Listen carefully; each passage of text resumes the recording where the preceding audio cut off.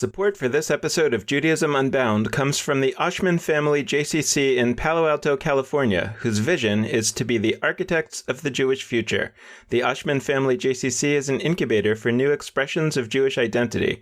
It creates innovative Jewish learning, celebrations, and arts programs that inspire personal connections to people and ideas from across the Jewish world. Learn more at www.paloaltojcc.org.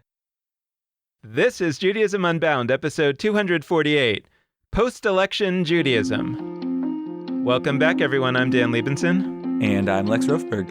And we are here again for a conversation just between the two of us. We have done it a few times 2 weeks in a row, not too often, but if you'll remember last week when we recorded, it was Monday.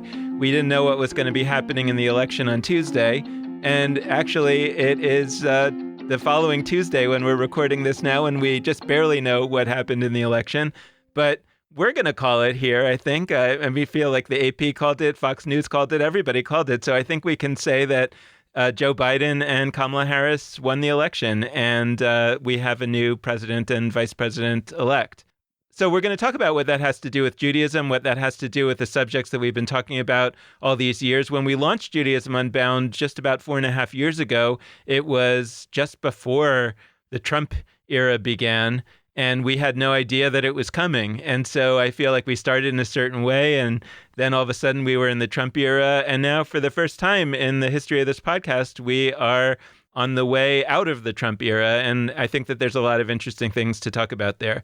Before we jump into that, we are excited to share that we are doing a Hanukkah fundraiser that's coming up, and it's going to be for the low cost of $36 or more. If you're inclined to give more, you can get a ticket to join us for any or all of the 8 nights of Hanukkah. We are going to have a bunch of special guests. Think of some of the most popular guests on Judaism Unbound, and they're going to be there, and you'll have a chance to chat with them and talk a little bit about Hanukkah. And we're really excited about it. We're going to do some Hanukkah rituals, new and old, and we think it's going to be really great. Yes, it's definitely going to be really great. We're really excited about this. We're reaching out to some fantastic potential guests. Some of them you might recognize from Judaism Unbound's past. Some of them you might not, but they're really great, and you'll enjoy this. We're going to experiment. That's what we do with Judaism Unbound, and we're going to try out a bunch of stuff for this holiday, little compact rituals like Dan mentioned, and we're going to schmooze with each other. We're going to get to know each other better. It should be a good time. We hope to see you there. So if you already feel like you're part of the Judaism Unbound community and you really want to feel that even more powerfully on an actual Jewish holiday, please come join us. We are doing it as a fundraiser just because a lot of people like to give their end-of-year fundraising in December, and a lot of people think about Hanukkah and the end of the year, the end of the tax year is a good time to give a donation. So we hope that it's a price point that is not too high and that everybody will be able to participate. Let us know if you're not, and we'll work something out if you want to attend. But we really hope that people will support us. If you've been listening to Judaism Unbound all these years, we would be really, really grateful. And the way that you can find this and find out how to do it is to go to www.geltraiser.com, GELTRAISER.com. And you can also just go to the Judaism Unbound homepage and there'll be a button there, or the Jewish Live homepage and there'll be a button there. But it is our Hanukkah Geltraiser. For those who don't know, Gelt is the Yiddish word for money. So it is the Hanukkah Geltraiser that we're doing this year, and we're really excited about it, and we hope that you all will join us. By the way, you don't have to come every night. You can come when it's convenient for you, and there'll be recordings, so you'll be able to see the ones that you missed if you do miss them. All right, so Lex, let's talk election. Let's talk about the aftermath of the election, the meaning of the election for Judaism, the meaning of Judaism for the election. What are you thinking about? Oh my gosh, so many things. 2 starting points maybe. The first thing I'd say is I don't know that Judaism immediately automatically changed once this election was called. And I'm saying that not because I think you disagree with that, but because I think what needs to be said is this election, from your perspective, from my perspective, is a really important prerequisite to doing a bunch of good things for our society. There are a bunch of ways that our society cannot improve and cannot be a justice-driven place under a Trump presidency.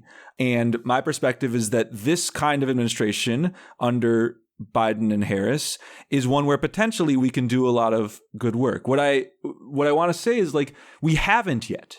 We have to do the work of getting policies through, of pushing to ensure society really does improve under this more justice-driven kind of administration. So that's number one.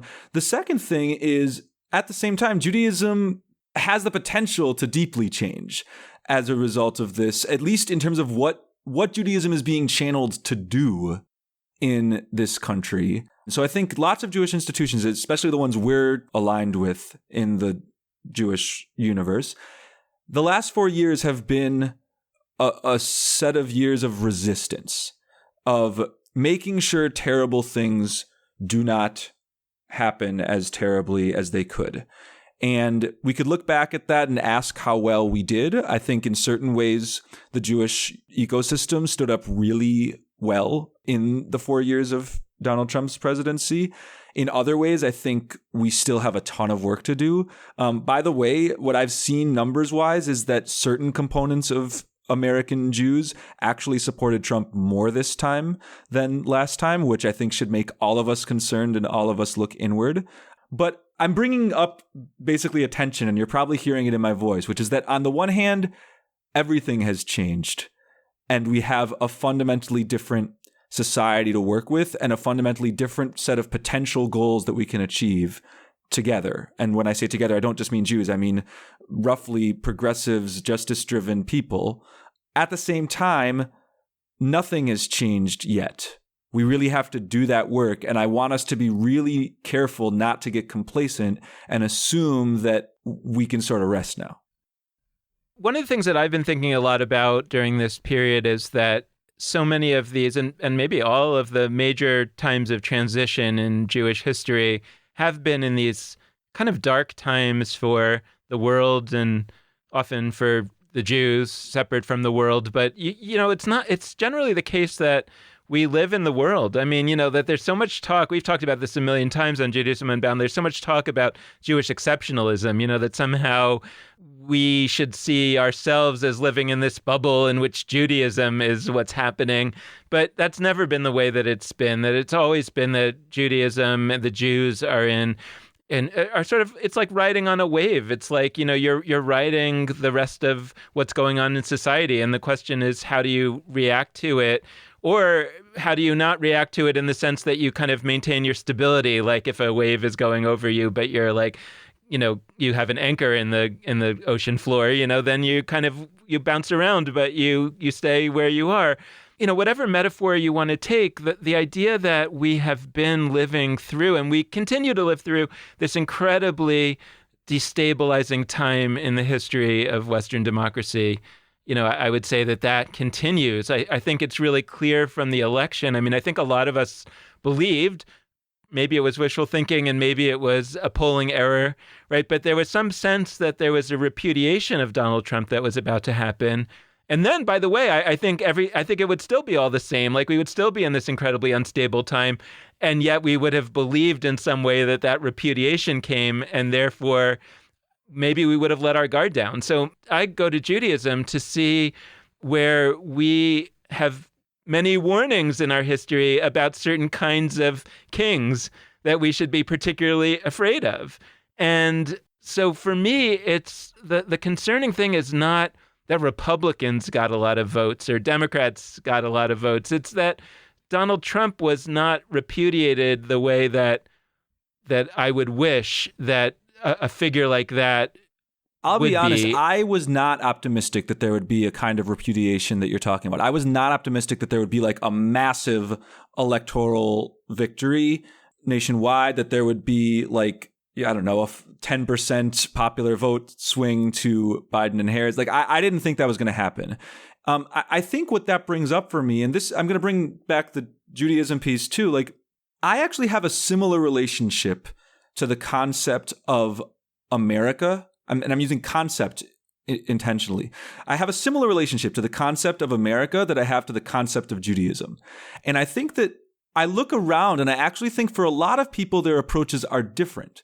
For some people, so my approach to the concept of America is I actually see America as kind of a neutral thing. I'm not somebody who thinks America has been exceptional in history. I don't think America is like this beacon of freedom and equality and all these, in my view, platitudes that we apply to it. I think America, in all sorts of ways, measurably, has caused a ton of harm to a ton of people, both in America and outside, beyond America, for a very, very long time. And I also think that America has done a really large number of very important good things.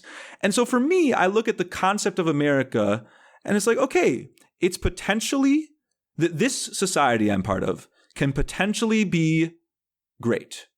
And potentially it could be really terrible. And so we have a lot of agency over what America is at that point.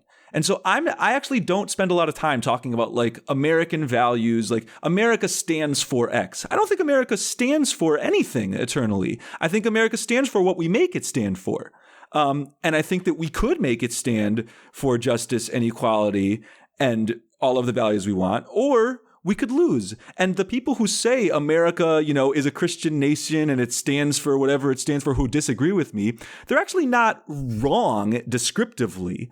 I would like them to be wrong in the future. So that's number one. And listeners, you're probably sensing where I'm going. Like, I also feel that way around Judaism. I don't talk that much around like Judaism stands for X. Judaism is a religion that believes X. Jewish values dictate that I do it. Like an Orthodox Jew who voted for Trump and who thinks Judaism dictates all sorts of approaches to marginalized groups that are appalling to me, they're not wrong descriptively, in my view. I would like them to be a very small minority of Jews, both American Jews and Jews globally, but like Judaism is not like a defined value system that can only be utilized in one way. It is used in the ways that all of us use it. And so I think it's an important moment for us to think about what it is to have a relationship to something that is deep and a part of you. Because I actually am really like, it's not that I like sing the Reagan anthem, proud to be an American, God bless the USA. Like, I don't sing that all the time, but I acknowledge being an American is who I am and shapes how I think in so many ways. And I don't hate that about myself. I love Milwaukee, where I grew up. I love Rhode Island, where I live now. I even love Mississippi, where I lived for 2 years. Like, I love a lot of corners of this country. And my relationship to America isn't, wow, this thing is so great, I have to like defend those who criticize against those who criticize it. I am one of the ones who criticizes it. And similarly with Judaism, I think there's this weird thing where a lot of people with my orientation to America don't apply that to Judaism. They think, oh, America's a thing that I can have a complex relationship with. I can sort of have it be my identity, but I'm going to be out there in the protests for justice. With Judaism, I kind of want to defend it. I want to say like it's got good values. It's not neutral. It's got really good values. And these are things that like I kind of want us to back out and say Judaism is what we make it. And that's not dissing it. That's actually empowering us to be the ones that create the Judaisms that will be driven towards justice and will be enriching for us and will do all the things we want them to. I think that what I see in America and Judaism is a past in which certain values that I believe in have been put out there, especially movingly and especially strongly. And so I want to reach back into those past expressions and pull them forward, which I think sort of fundamentally feels more powerful to me and maybe on a certain level more authentic, which I understand is a problematic thing to say and even to believe. I don't know if it's right or if it's not right, but it feels like when you have a country or a religion or people, wisdom tradition that has carried a certain set of ideals with it over a long period of time, then there's like some extra oomph to say, I want to really raise up those ideals now and, like you say, going into the future, as opposed to if we were just like neutral, like we were just from New Jersey, like not to diss anybody from New Jersey, but like as far as I know, like New Jersey or, Illinois, where I'm from, or, Rhode Island, I don't know, maybe a little different, but where you're from. But I kind of feel like where I live, not where I'm originally from. Where you're right. I live in Illinois. But like the point is, like, I think that like I don't really think Illinois stands for something. Whereas I do have this feeling like America is supposed to stand for something, and like Judaism is supposed to stand for something. Now, I'm also not naive and totally agree that all kinds of horrible things have been done in the name of America, in the name of Judaism. And by the way, not wrongly so. I mean, they're wrong morally, but I mean, in other words, like I think the people who have done awful things in the name of America or in the name of Judaism have also based what they've done in things that are truly American or truly Jewish. So I'm agreeing with you in that I think that when you look backwards, you can see both good and bad stuff in the toolbox. But to me, somehow there's more. I don't know. Is it more value, more ability, more likelihood of success, but maybe also more risk of failure when you're trying to do that versus if you're just taking something neutral like Illinois and just saying like, let's make Illinois stand for something. It's like, it just doesn't feel, it feels to me like there's more of a chance to do that with Judaism or with America than with Illinois, or, I know that you're going to be upset about this, but if I would say the Packers, like what do the Packers mean? What do they stand for? This is a great conversation because I will tell you, so I grew up in Wisconsin. To Wisconsinites, Illinois stands for stuff. I'm not saying that kindly. I'm saying that factually. I just heard on TikTok a phrase that I grew up with, and my wife and I were talking about it. I was like pop quizzing her about what this acronym stands for. There was a phrase used by this guy who does like stereotypical Wisconsin stuff where he referred to fibs. He referred to FIBs. We get to throw the explicit label on this episode now because that phrase stands for fucking Illinois bastards. It is a phrase used often to describe cars with Illinois license plates, which are perceived by Wisconsinites to drive much more rudely and much more erratically in Wisconsin than Wisconsin drivers do, who are presumed to be more courteous. All of this is like stereotypes, and you obviously like can't generalize across societies. But like, I say that because I would challenge what you said about Illinois standing for things, Wisconsin standing for things, the Packers standing for things. The Packers could be a whole interesting thing, but like we won't go there. I think that all of these places have self-identified personalities, and they have personalities assigned them by people outside of them. We have the ability to shape what those perceptions are, and those perceptions change a ton over time. And with America, with Judaism, we look back at history in the way you described, and we choose specific things that we claim mark our identity and certain things that we claim don't. Lots of Jews who look at the Torah know that there's terrible things in the Torah. We look at the Torah, usually, or a lot of people, I shouldn't say we, but like many people look at the Torah and they say, the essence of the Torah. Rabbi Akiva does this in the Talmud. The essence of the Torah is to love your neighbor as yourself. That's one choice for the essence of the Torah. You could look at any sentence in the Torah and make an argument for it being the essence. We made that choice. I like that choice. Is it my top Torah phrase? Actually, no, it's in the top tier. But we look back in American history similarly, and like we choose who we put on currency. We put Andrew Jackson on the $20 bill and not Harriet Tubman. That was, an issue a few years ago. Maybe now that we have a new president, that will be an issue once again, and we'll see a new person on the $20 bill. Now, is that the most important issue in the world? No. But what it reflects is we as a society have looked back on our history, and we have decided to place as a kind of physical monument, like on currency, a person who committed genocide, who engineered a genocide of Native Americans. We've decided to center that person on the $20 bill when we could have chosen any number of other people. And that opens up a set of questions. Like we should be thinking about how we do memory in both American society and Jewish society. And I don't think the answer is to just valorize everyone and like only pick the best people and say that's the essence of America. Like it wouldn't be better for us to say, the essence of America is Harriet Tubman, who is awesome. Like I'm all about Harriet Tubman. we need to be able to hold both sides of that equation. But I mean, like, yes, what you're saying is factually true. And I mean, I think in a way this is a running argument that we have, although I think we actually do fundamentally agree about it.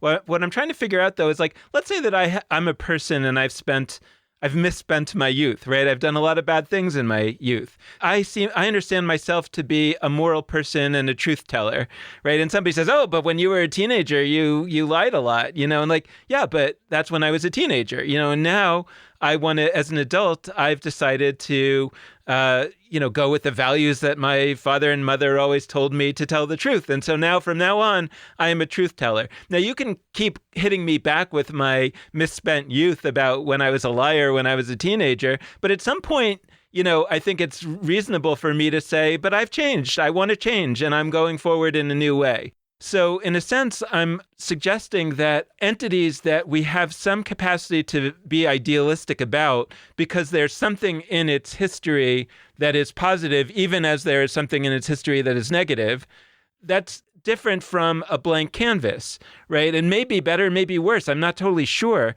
But there's something that I find very moving. Like I've actually been watching the commercials for Reverend Warnock, who is running for one of the Georgia Senate seats. And he is the pastor in the Ebenezer Baptist Church, which was Martin Luther King's pulpit. And for good political reasons, he's making a lot of that. But I also think that it's real. That's real, and I think that Martin Luther King was somebody who, at least rhetorically, right, tried to call white America to its better angels and to say, these are principles that you white people put in the Constitution. I didn't put them there.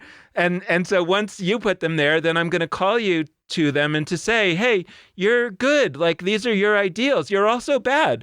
But I'm not going to look at you and say, because you did all these bad things, your future is to be bad. I'm going to look at you and say, you had a mixed bag in your past, and now I'm going to call you to the better angels of the things that you yourself said. And that's what I'm trying to sort of imagine, that both with America and with Judaism, that there ought to be some way to be able to reach back into the past for those positive things. Like when Rabbi Akiva said, love your neighbor as yourself, that's the great principle of the Torah, I agree with you that he was wrong factually, right? Meaning that or at the very least, he was not being fully honest, because that's one of the great principles. And some of the great principles are also like, you should kill all the Perizzites and the Jebusites and the whatever, and that he didn't say that was the greatest principle of the Torah.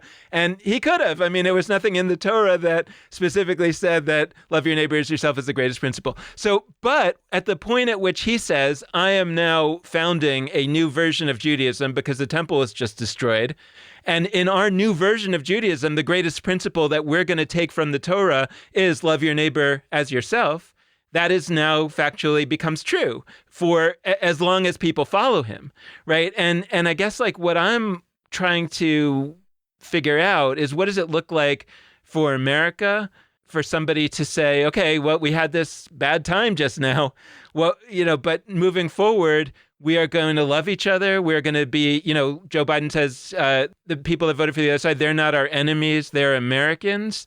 That doesn't mean that we can't condemn what they did. That doesn't mean that we can't continue to fight with them, but they're not our enemies. They're Americans, and that's the reality that he's trying to construct. And I think that the question is, can he do that, right? And ultimately, the question, when we say that we want to have a Judaism that fundamentally means justice, that means that we take the responsibilities that we have to save the earth, that means that every person is created in the image of God, and therefore we must be anti-racist in our very core, for example, that is what it will mean going forward.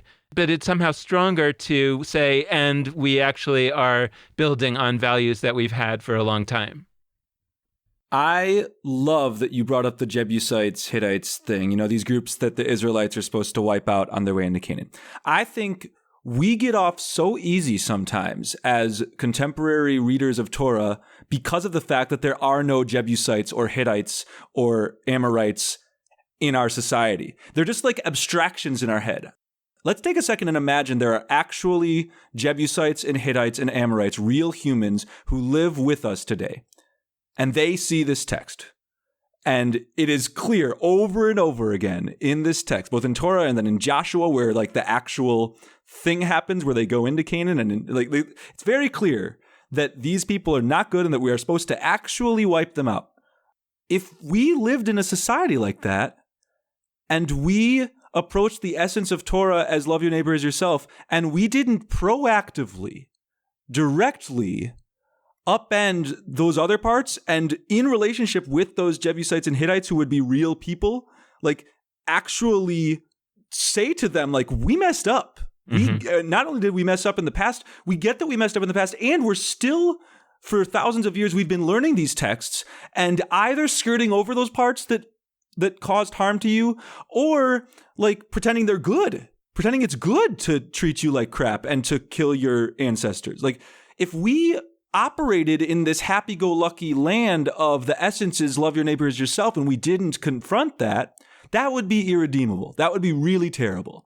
What I'm saying is, I think that when we approach American society, there's ways in which America has grown over time, and where, like, I like your sort of youthful analogy that, like, as a kid, there are things that America might have done poorly that it improved on. There's other ways that it's been doing the same old stuff. For sure. And I think part of that is that it's actually precisely because we feel the need to defend the origin story of America and the early leaders of America. When we feel that that's the verb we have to do, defend. We have to defend the legacy of those early people.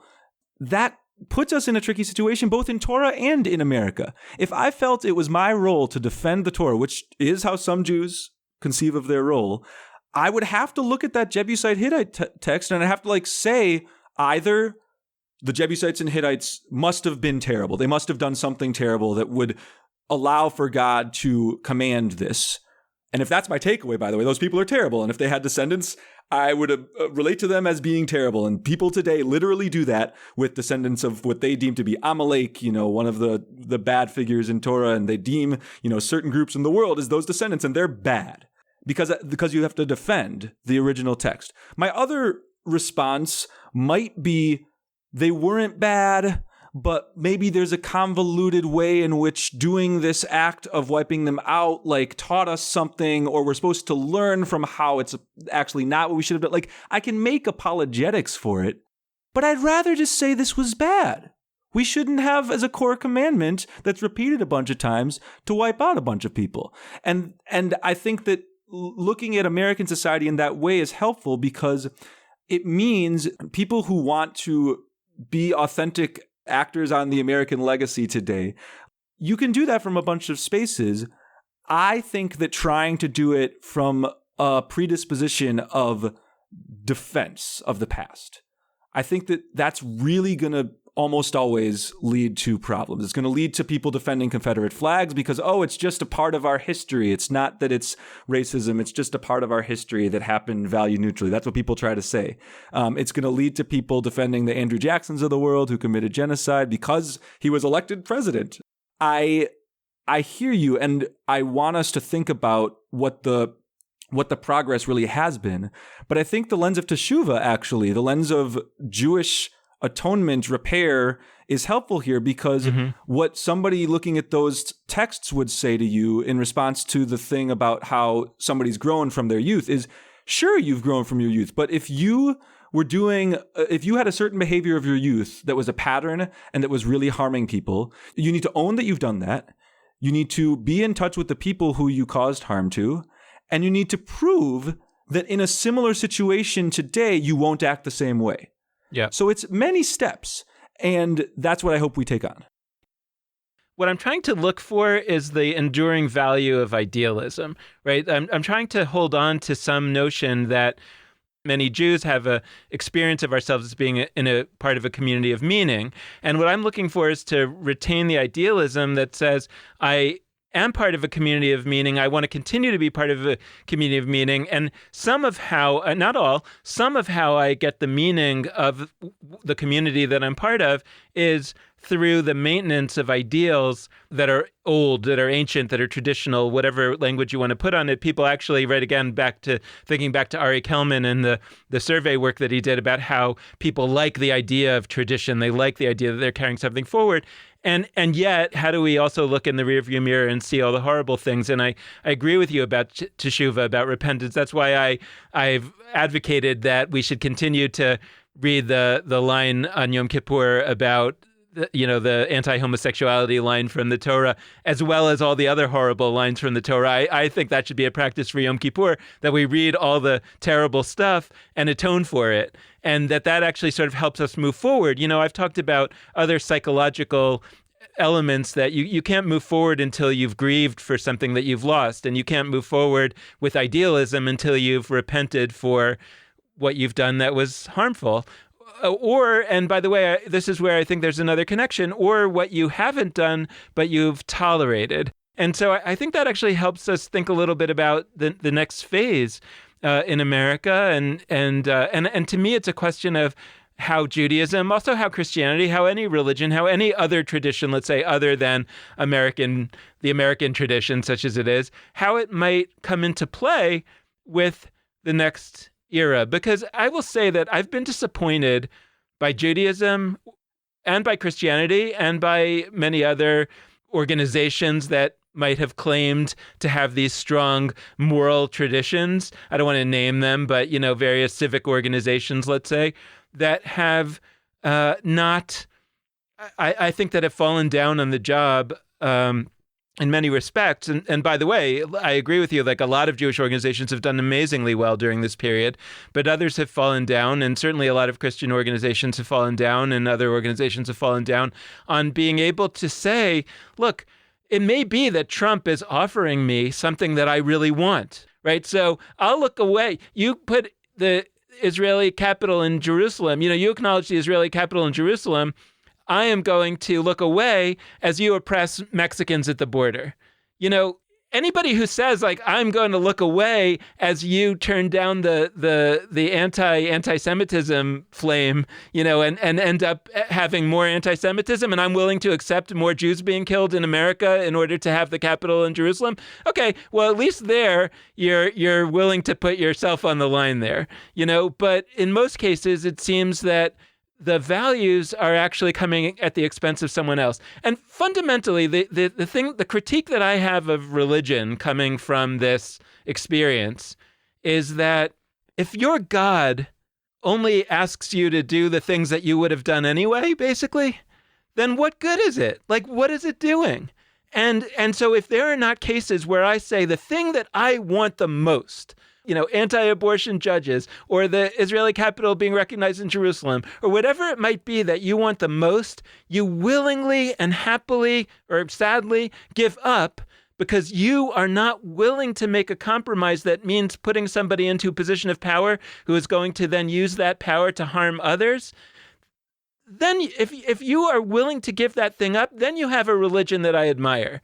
Then you have a system of values that I admire and think is worth anything.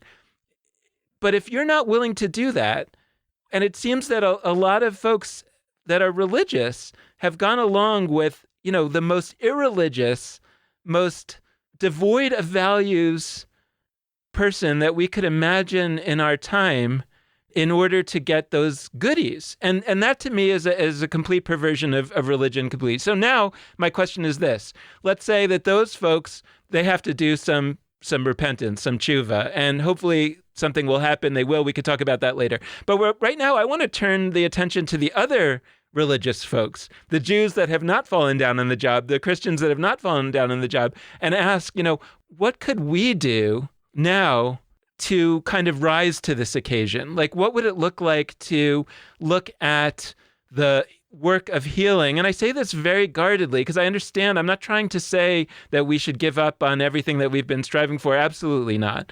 But I'm saying, like, it feels to me that for Judaism to be valuable, for Christianity to be valuable, there has to be a moment in victory, in electoral victory, to say, and now we are not going to look upon those who have done wrong to us and to others, we're not necessarily going to treat them the way that they treated us. There's some healing of society that we have to be engaged in, while at the same time not giving up on the values that we've been working so hard to get here to enact. I'll start by saying my inclination about like strategy and how to approach those people is a little different from yours, but I also share your desire to not see anybody as like automatically an eternal enemy. I think it's a little complicated, but I'll get to that. I do want to reflect on some of the memory questions as well, because like when I think, and you talk about Christianity beautifully, and I think that there's something that happens in Christian discourse and even sort of Christian politics, including Christian politics I like. There's a lot of great progressive Christian denominations that actually are very much aligned with what I would like the world to look like. And there's others that clearly aren't, and those others tend to have more power. But I remember, it's a depressing thing to say, but we live in a country where you can get mass shootings confused. And I don't remember which mass shooting this happened after. But after one of the mass shootings, there was a shooter who had been motivated in ways that were drawing from Christian texts and teachings. And I read an article, and there were all these ministers, priests, pastors, etc., saying, you know, this guy is a perversion of Christianity. This guy does not represent us. That doesn't make me feel good. That doesn't make me feel like there's something serious happening where you're looking at how somebody could mobilize Christianity for this purpose. I read one article, and I'll try to find it for the show notes. Hopefully I'll find it. There was one article where a pastor said, actually, you know, this guy wrote, I forget, he might have wrote like a manifesto. He rewrote something online where he was talking about Christian texts, and he got a lot of stuff right. He actually was correct in how he was citing some of these texts, and then he went and killed a bunch of people. That worries me. That's the pastor I'm interested in learning from. The other ones I'm not that interested in learning from. Maybe they have other, I don't want to write them off completely, but like, I want somebody who's going to say, oh, there actually is something in my tradition that can lead people astray. And now I'm going to turn to Judaism, because we do the same thing. Yep. We look at Orthodox people voting for Trump and we say, that's not Judaism. Yep. But it is Judaism. They're citing real things that exist in Jewish texts. They're not the texts that I like the most. They're not the ones that have been centered in my, religious school and summer camp and et cetera experiences, but they're real. And if we look around and pat ourselves on the back because, we were, depending on the poll, either 68% or 77% or somewhere in between for Joe Biden and Kamala Harris, like, first off, that's between 23 and 32% of Jews who did not vote in that direction. So that's automatically a big enough group that I really want to look inward at what's happening there. And a part of the necessary process in order to actually learn anything and to actually commit to the teshuvah work that you and I both want to do is to say, there are non-trivial, actual ways that people can learn from texts that will do terrible things to the world. It requires that undefensive posture. It requires us being able to say that and not, these texts are mostly good and then people warp them sometimes. They pervert them sometimes. No. There are straightforward things, and if we should taxonomize them, we should categorize them, we should literally think about, in Jewish tradition, what are the actual ways that people can look at text and be led to believe and do terrible things. I'll start. 1, chosenness. That is a conception that is not automatically evil. I'm not going to say any conception of Jewish chosenness is like a terrible thing for the world. I do think there are a lot of conceptions of Jewish chosenness that are terrible for the world, and they're not that ridiculous. Like, you can come to them pretty simply based on liturgical texts that we pray from, based on Torah texts that we read. It doesn't require somebody to be like dumb or to be evil to come to those conclusions. So we, when we're teaching those texts, need to say, hey, you might think this means that Jews are better than everyone. We are going to stand up and say that's not what this means. And if we're going to be like some religious communities, which candidly I'm a part of, we might come to a place where we reject chosenness from a Jewish place, from other Jewish values, from other Jewish texts. That's what I think we need to do. And it's important 4 years ago to do that work in America. It's important now to do that. It's important always to do that. But I learn from those moments when I look at Christians and they're talking about Christianity. And every time a Christian talks about like the essence of Christianity is only to be good, to be charitable, to be righteous, to stand up for faith. And of course, in many of these situations, to also for them believe in Jesus as a salvational figure. Great. Like if that's the only thing you see as the essence of Christian history and Christianity, and you're not regularly approaching the ways that Christianity has been mobilized to hurt people, you got to have that in play. And so I don't look at that and say, oh, the Christians have that unique responsibility because they're the biggest group and they're the one with the most power. We also have that responsibility as Jews, as Americans, as anything. So I know that we want to talk about some other things, especially relating to Kamala Harris and Doug Emhoff, but I just want to close this by asking you a little bit, like the Judaism that you aspire toward, or the America that you aspire toward, that we aspire toward, like how would it respond to the moment that we're in America right now, where we have, flirted, I think, very closely with I believe, with the end of American democracy, with authoritarianism, and kind of escaped it, and yet only really by a hair. And I'm trying to sort of figure out both how a Jewish tradition and also like, an idealistic future, like you say, future America that I aspire toward, how would it respond to the fact that half of our fellow Americans either didn't see the stakes the way that I saw the stakes, and then all they did was, vote for some really bad policies and terrible ways to treat other people that I hate, but at least that they weren't, actually voting for the end of American democracy. Or they did vote for that, or they were willing to look the other way on something like that, or and different people have different levels of active, intentional hatred of other people that I think are motivating them, ranging from I'm a terrible racist, I hate everybody from a different race, to towards the other end of the spectrum, I love everybody, but I'm willing to look the other way. I don't know. There's like a whole range. And the fact is that we're talking about millions, 70 million voters. We're probably talking about 100 million people. And they fall along this whole range. And the question is like, what are we supposed to do about it? All of us want these folks to repent. Like we all want them to kind of get it and actively say I was wrong and repent, but like that's not going to happen. Yeah, so I do think there are a few concrete Jewish things from texts, teachings, whatever, that are worth mobilizing right now in American society for good. I'm thinking about a really almost always ignored section of the Mishnah that it's like a joke in some yeshiva settings. I mentioned to somebody once that I liked this text. It's called Horayot. And they responded like, nobody reads that one. Like this was like an Orthodox Jew who spent a lot of time in yeshiva settings and knew like lots of texts. Like, what are you doing with that one? This is an entire text. It's very specific.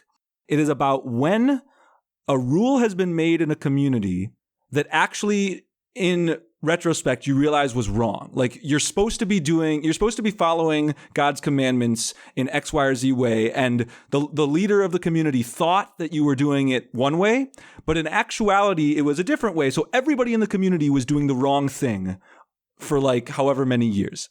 And the question is then, what do you do when you realize this? Your entire town has gone astray because you've been operating under like bad policy, basically, which from my perspective, that's like very much the America we're living in.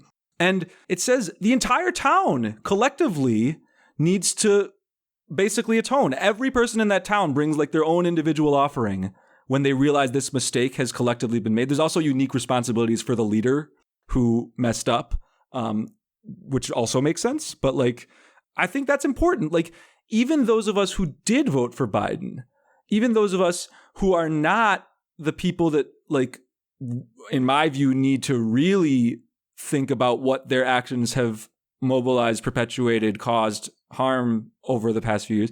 We've also done that. Look, I'm a white man who has had plenty of moments in my life where I am not fully conscious of that position that I'm in, where I've perpetuated all sorts of systems of oppression. And I'm not saying that to self-flagellate. All of us are part of a society. All of us fall short. And so what I'd say in terms of getting people who voted for Trump to look inward and try to fashion the world you're talking about, let's just all do it. Let's not say they have this specific responsibility. We also have that responsibility. Do I think they've caused more material harm with their vote than others? Yes, I do think that. But practically, I'm not sure that makes so much of a difference. We should all be thinking about how in the past 4 years we may have done or said or et cetera things that have contributed to a worse world. The only other thing I'd bring up is from Jewish text, et cetera, I think a collective ethos is required right now. And I'm actually optimistic that the trend line in America is that people are thinking collectively, that people aren't just thinking about, I'm a person on my own who, if I do whatever, if I behave nicely to my neighbors, if I give charitable donations, if I do X, Y, or Z things, if I don't litter, then I'm sort of good as an American, and I've done my civic duty or whatever. I actually think the trend line, it's not that everybody's getting there, but I think the trend line is away from that to a sense that we're part of systems, we're part of collectives. And I think Judaism has a lot to teach us about that. I do think the idea of needing to be in community with others in order to achieve goals, as opposed to an ethos that implies it's on each individual to sort of connect to God or not, connect to the world or not, do the right thing or not. I can do all the right things in my day-to-day life all I want. That doesn't mean that I am maxing out my potential to contribute to society. It's a collective. And what that means is where I live, which right now it's in Providence, Rhode Island, I have the ability to be in coalitions in that space. It means in my religious community, Jews across geography, because of the internet, everything else, I have the potential to use that intersection and be in a community that mobilizes certain things. It means that in all my other communities, I can be looking to be part of those collectives and working with all of our hands on deck, to use Danya Ruttenberg and Sheila Katz's language, and not, each of us, I don't know, pushing a different part of deck. That doesn't work as a metaphor, but it's more effective when all of us are doing it together. So I think that the collective notions that are present in Judaism, much as they're not the only notions, they can be really important for us in a moment that calls for groups to band together and do things, and not just each person to sort of think about where they could be better. I think, going back to what you were saying about the things that I want to be idealistic about, that I want to find idealism in America, Judaism, that the truth is that they are a mixed bag and they have good and bad. What I think I a little bit stronger than you, but I think what we both imagine the future looks like is to go back to those wells and pull forward the things that inspire us and atone for the things that shame us, and move ahead and build the Judaism, build the America that we want to have moving forward without getting too hung up on what it has been in the past. And at the end of the day, I'm going to be guided by people who are from marginalized communities, people who have not been empowered before, women. I mean, I feel like as a white man, at the end of the day, I don't think that means that I can't express an opinion, and I am expressing an opinion and a hope and a dream. But at the end of the day, if the people who are really being harmed in our society don't agree with me, I'm going to support them. And I feel I do feel like that Judaism has some degree of wisdom from a history of oppression, and I also believe that other peoples have wisdom that comes from a history of oppression, and I'm going to be watching for their guidance. Totally. We are very much on the same page there in following the voices of those who are most marginalized in our society, and in Judaism, by the way.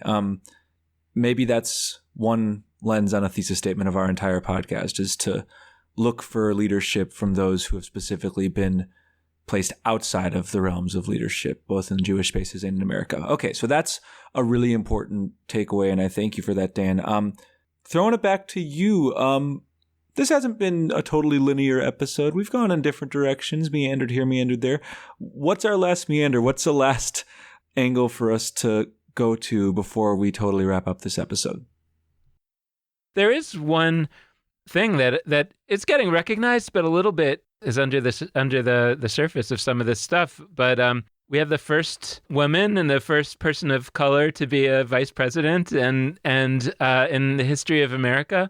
And one thing, I think we've mentioned it publicly on the show, but I don't remember exactly. But we had originally intended to do this series on Judaism and women and feminism that we just concluded recently. We had originally intended to do that in January of 2017 to coincide with the first woman president that we expected was going to happen when we were doing our schedule in the fall of 2016. And that didn't happen, and it felt like that we had to talk more about some of the moral questions that were going to be at stake in a Trump presidency, and that's what we did in January of 2017. And then we sort of got back to that really important subject. And just before that, we had done a series on Jews of color and on Judaism and race.